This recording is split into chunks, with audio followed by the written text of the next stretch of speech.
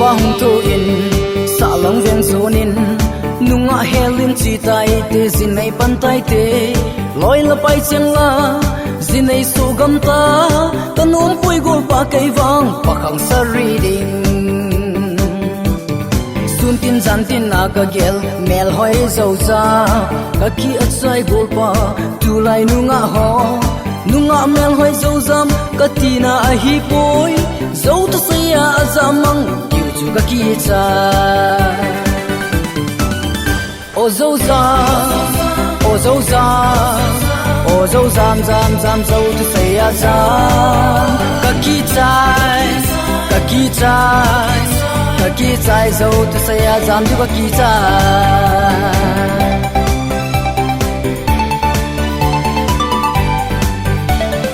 government service la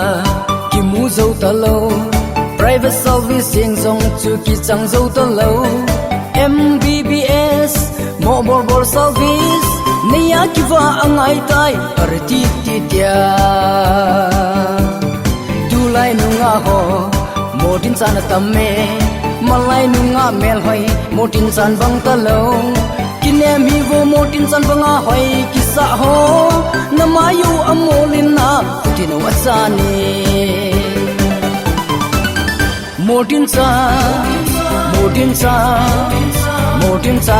sana putin san motin san oh my mola tin san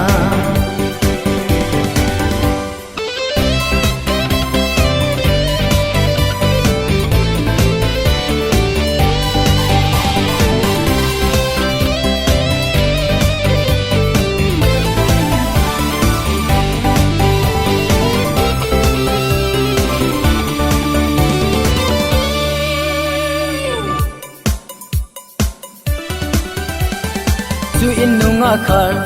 kin kanamun kin la he palo ama chu rap kes nei jing sing